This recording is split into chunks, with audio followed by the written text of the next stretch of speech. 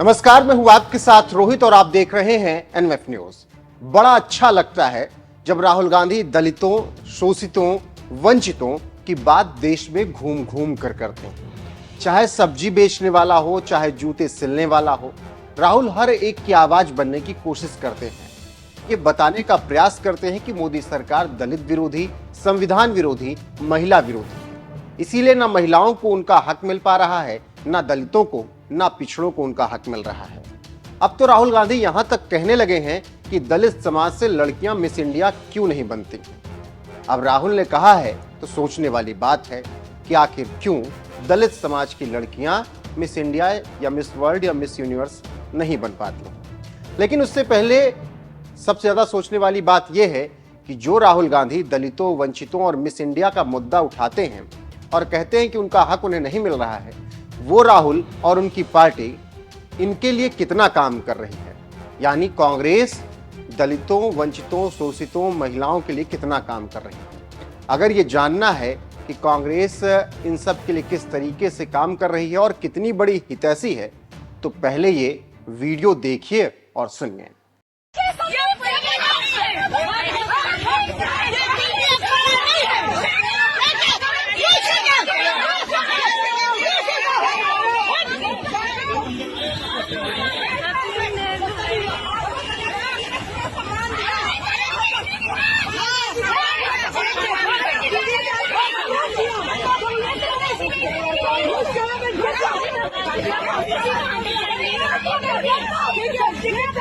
इस वीडियो में एक महिला को दिल्ली के कांग्रेस मुख्यालय के सामने दौड़ाकर मारा गया, अभद्रता की गई। जानते हैं ये महिला कौन है?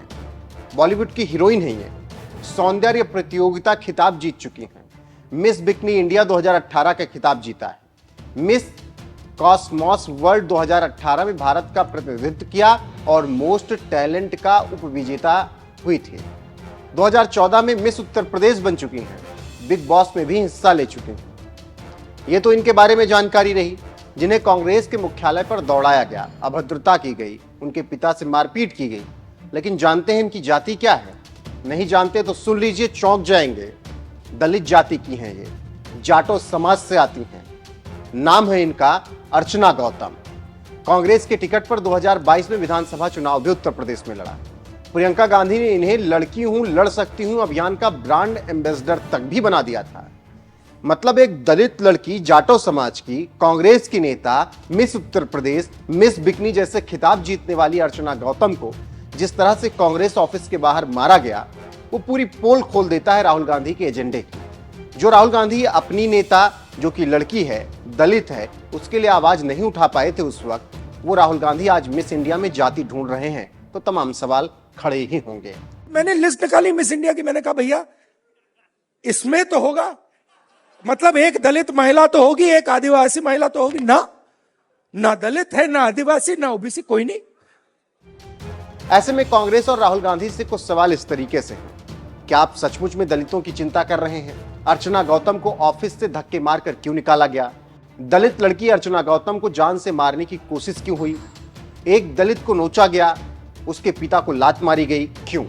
मैंने, आपको पता है, मैंने अपनी जान बचाने के लिए मैंने उन लोगों से भीख मांगी कि प्लीज गाड़ी खोल दीजिए, मुझे एक बार मेरी जान बचा लीजिए, मेरे पापा की जान बचा दीजिए। वो लोग चारों तरफ से घेर के रखे हुए थे और अब जैसे कि वीडियो में देखा, ये तो कुछ भी नहीं है। ये वीडियो तो सच में कुछ भी नहीं है। जो हमारे साथ जो रियलिटी में हुआ है ना, वो अलग है। एक होटल में मैं जा रही थी, जो सामने, वहां पे उन लोगों ने दरवाजा बंद कर दिया, किसी ने गाड़ी नहीं खोली। मैं किस तरह से उन लोगों ने जानलेवा हमला किया गया। तो मतलब मुझे एक तरह से लगता है कि यार क्या है ये, क्यों ऐसा? और मुझे ये भी पता है कि इस चीज के पीछे कौन है, कौन क्यों कर रहा है, मतलब मुझे समझ में नहीं आता। तो मुझे कभी कभी ना होता है कि ये, मतलब मेरे पापा डायबिटीज के पेशेंट हैं, उनको लात मारी गई सरेआम, मतलब आप सोच रहे हो, रोड पे मेरे बाल नोचे गए, मुझे धक्का मारा गया।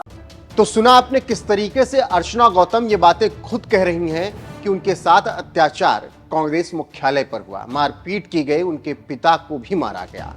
अब भले ही अर्चना गौतम के साथ ये सब कुछ साल भर पहले हुआ हो, यानी 2023 में, जिसका वीडियो अब एक बार फिर से वायरल हो रहा है, लेकिन यह घटना सवाल पैदा करती है कि राहुल गांधी किस तरह से दलित चिंतक हैं।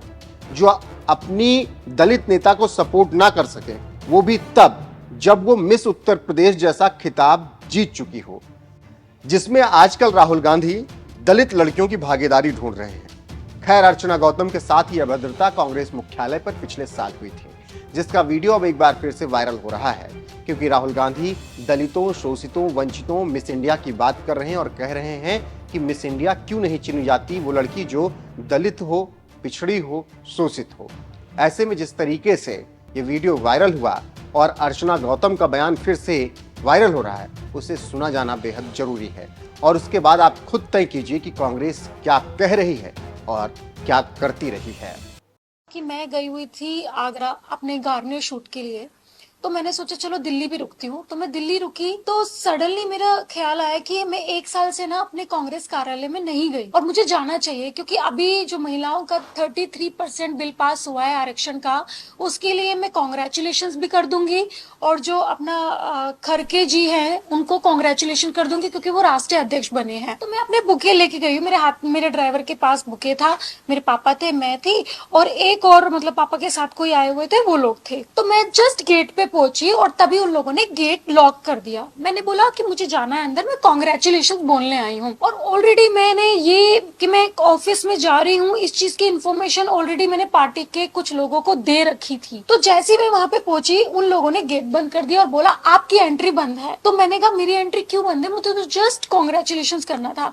तो कहते नहीं, ऊपर से आदेश आया आपको अंदर नहीं जाने दिया जाएगा। तो मैं जस्ट फोन करने लगी कि क्यों बंद है। सडनली वहां से कुछ औरतें, यानी कांग्रेस कमेटी की औरतें आई हुई थी, मैं उनको जानती हूँ, मैं नाम नहीं लेना चाहती, बहुत सारी औरतें आई। एक तरीका होता है, आप मुझे बोलो कि अर्चना जी आप नहीं अंदर जा सकती, अभी आपकी एंट्री मना है, मैं सीधा वहां से निकल जाती। मेरे साथ चढ़ने लग गई, मतलब मैंने लाइफ में कभी नहीं सोचा था ये सब चीजें होंगी। मतलब आप मुझे बोलने का मौका ही नहीं दे रहे हो, आप खुद चढ़ रहे हो, पता नहीं क्या क्या चीजें बोल रहे हो। और मैं जा रही हूँ, मैं गाड़ी में बैठ रही हूँ, गाड़ी का दरवाजा बंद कर दिया जाता है, मुझे बैठने नहीं दिया जाता है, मुझे रोड पे आप इधर से उधर कर दिया जाता है।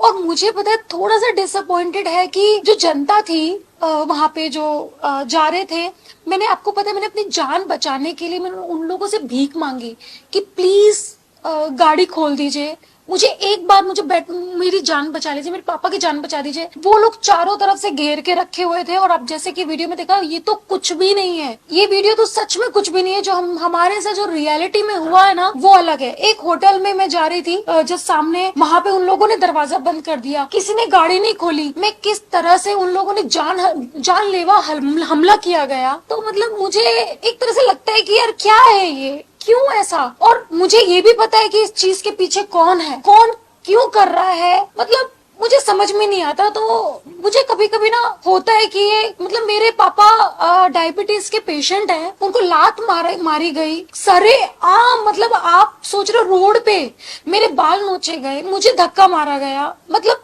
पता नहीं। और ऊपर से एक बंदा मेरे कान में आके कहता है आप यहाँ से निकल जाइए वरना और भी पब्लिक आ रही है और पब्लिक में कुछ भी हो सकता है। मतलब क्या आप पब्लिक में मुझे मार देंगे और फिर कोई केस ही नहीं होगा क्योंकि पब्लिक ने मारा है? क्या है ये सब जो मुझे समझ में नहीं आता। लेकिन क्या अर्चना, आपने इस सब के बाद कुछ एक्शन लेने की कोशिश की जब इतना सब हो गया है और पब्लिक भी है और ये वीडियोस भी वायरल हो चुकी है जी, आपने क्या एक्शन लिया? मैं तुगलक रोड पे मैं गई थी और वहां पे मैंने कंप्लेंट कराने की भी कोशिश की, बट उन्होंने बोला मुझे कि अगर आप एफआईआर करते हो तो आपको यहाँ पे रहना पड़ेगा 3 दिन, मतलब जो भी आते रहना पड़ेगा।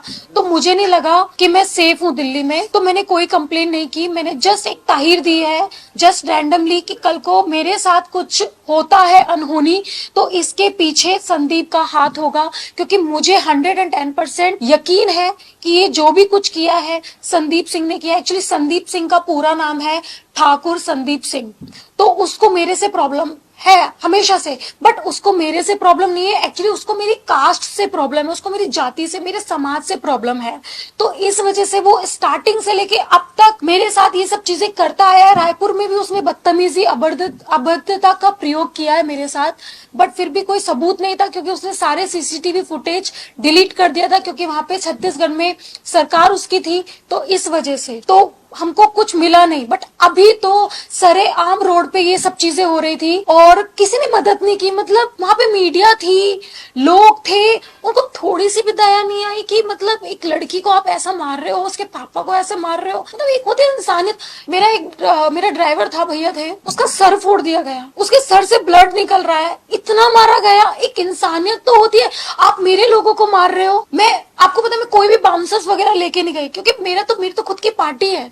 तो मुझे ऐसा लगता है कि संदीप जैसे लोग ही पार्टी को खराब करते हैं। हमारे जो वरिष्ठ नेता राहुल गांधी जी, प्रियंका गांधी जी और अपना खरगे जी, ये लोग मेहनत करते हैं और भी वरिष्ठ नेता मेहनत करते हैं, बट ये लोग उनकी मेहनत को